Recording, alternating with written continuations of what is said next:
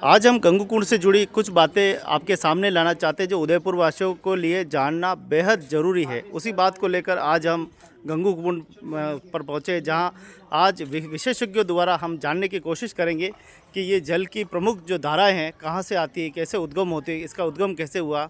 जैसा कि हम सब जानते हैं कि इस गंगू कुंड का निर्माण हज़ारों वर्षों पहले हुआ था और कई राजा महाराजाओं ने, कई मेवाड़ के राजा महाराजाओं ने इस पे बहुत बड़ा योगदान दिया। लेकिन कई ऐसे तत्व हैं जिनके बारे में शायद उदयपुर वाले नहीं जानते हैं।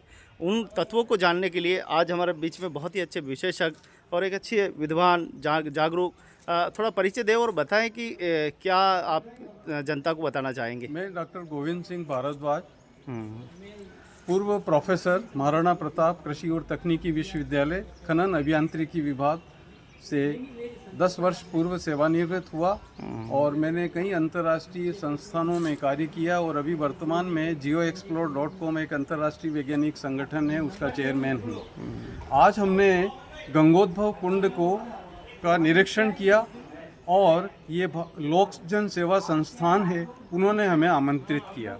संस्थान ने आमंत्रित किया कि आप उदयपुर की ऐसी अभूतपूर्व विरासत है, इस विरासत के लिए कुछ सुझाव दें जो ठोस हो और धरातल पे हो और इस विरासत को बचाया जा सके। जी जी।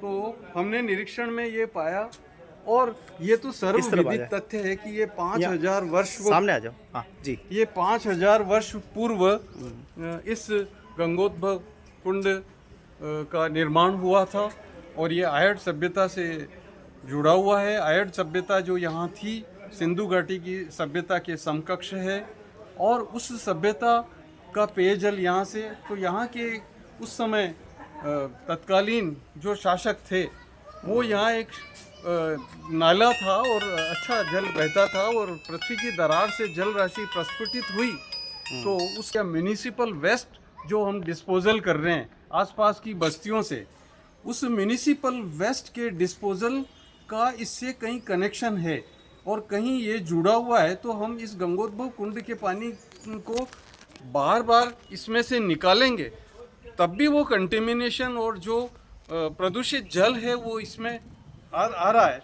इसलिए इसका समाधान ये कि विधिवत रूप से साइंटिफिक डॉक्यूमेंटेशन के रूप में इसको जीपीआर तकनीकी से जहाँ से लीकेज है, जहाँ मिक्स हो रहा है, या क्वांटम टेक्नोलॉजी से इसको देखा जाए और देख करके ये पता लगाया जाए और जहाँ से ये मिक्स हो रहा है, जहाँ से ये जो दरार है ये उत्तर पूर्व से दक्षिण पश्चिम की तरफ चल रही है और इसमें जो पानी की आवक है वो उत्तर पूर्व से है और ये जो उत्तर पूर्व से, तो उत्तर पूर्व में बहुत बड़ी सभ्यता है और उस सभ्यता का म्युनिसिपल या बायोलॉजिकल वेस्ट जो भी है वो गार्बेज निकल रहा है, कहीं न कहीं से लीकेज होकर के इस पवित्र स्थान को प्रदूषित कर रहा है।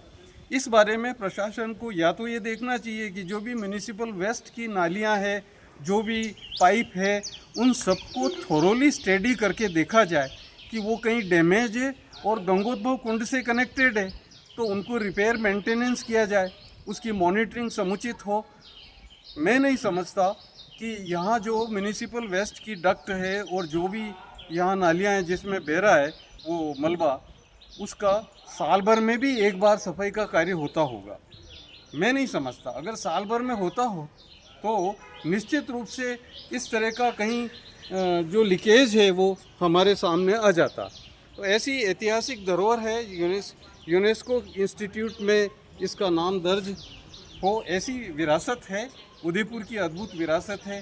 इसको नष्ट होने से बचाना चाहिए और ये प्रत्येक राजनीतिक दल, प्रत्येक प्रशासक और प्रशासनिक इकाइयों का दायित्व बनता है। नागरिक तो कंधे से कंधा मिला करके खड़े, लोक जन सेवा संस्थान ने आयोजन किया, नागरिक सेवा संस्थान आज यहाँ है और हमें बुलाया तो हम भी आ गए, लेकिन इसका समाधान हमें चाहिए। सिर्फ एक दिन का फोटोग्राफिक सेशन हो जाए वो ठीक नहीं समझता मैं। धरातल पे इसका जीर्णोद्धार हो तब ये विरासत आने वाली पीढ़ियों का मार्गदर्शन करेगी, आने वाली पीढ़ियों को ये बताएगी कि इसका वैज्ञानिक महत्व क्या है और इसके वैज्ञानिक महत्व को समझ करके हम ऐसे कई भारतवर्ष में अद्भुत स्थान हैं जिनका देखेंगे तो इसका लिंकेज है। और ऐसी अद्भुत विरासत को तुरंत प्रभाव से इसका संरक्षण होना चाहिए, इसका जीर्णोद्धार होना चाहिए, इसका विकास होना चाहिए, ताकि आने वाली पीढ़ियों के लिए ऐसी अद्भुत विरासत को संजो कर रख सकते हैं। धन्यवाद। बहुत बहुत धन्यवाद। आइए अगले वक्ता से मिलते हैं और कुछ और तत्व, चलिए चलते चलते हम बात करेंगे। अजय जी मेरा बताएं। नाम ज्ञान प्रकाश सोनी है और जल संसाधन विभाग से सेवानिवृत्त हुआ सुपरिटेंडिंग इंजीनियर के पद से। रुड़की विश्वविद्यालय से मैंने एमटेक किया हुआ है जलोपयोग प्रबंध विषय में, वहाँ का गोल्ड मेडलिस्ट हूँ। अरे वाह जी। आज यहाँ पर लोकजन संस्थान ने मुझे बुलाया, इसको गंगू कुंड को देखा। इसमें पानी की निकासी कुछ हद तक की जा रही है, लेकिन उसकी गति और निरंतरता, दिन में 1 घंटा चले और 23 घंटा बंद रहे, उसके बजाय बड़ी कम मात्रा में निकले, लेकिन लगातार 10-12 घंटे निकलता रहना चाहिए पानी, और वो यहाँ आसपास के गार्डन में सिंचाई के काम आ सकता है। दूसरा ये कि मछलियों को जो दाना डालने का निषेध यहाँ लिखा हुआ तो है, लेकिन उसकी पालना नहीं हो रही। तो जो मछलियों को भूख लगे और वो झील सफाई के लिए कुछ तत्व पानी में से खाएं, उसके बजाय वो उनका पेट वैसे ही भर जाता है दाना डालने से। तो ईश्वर ने कहीं भी मछली को दाना डालने का प्रावधान नहीं रखा है। जय समुद्र इतना बड़ा है और उसमें मछलियाँ आए तो वो पानी की अशुद्धियों को ही खाती हैं।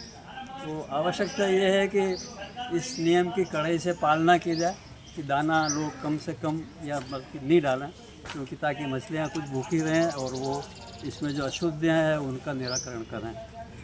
धन्यवाद।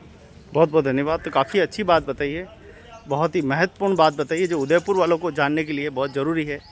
एक पुरातत्व से उन्होंने पूरा जानकारी दी, और दूसरा जल विभाग से बताया कि मछलियाँ प्राकृतिक खाना छोड़कर वो आटे की तरफ और अलग तरफ आ रही है, तो उससे काफ़ी समस्या हो रही है। दूसरा ये कूड़ा कचरा हमारे देश के लिए घातक बना हुआ है। वकील साहब की जय हो। जय जय श्री राम, जय जय श्री राम। आनंद आ गया? कृपा कृपा सर। हाँ, तो अब यहाँ पर हम समोसा कचौरी आलू बड़े का आनंद लेंगे। बहुत मेहनत की आज सभी ने मिलकर।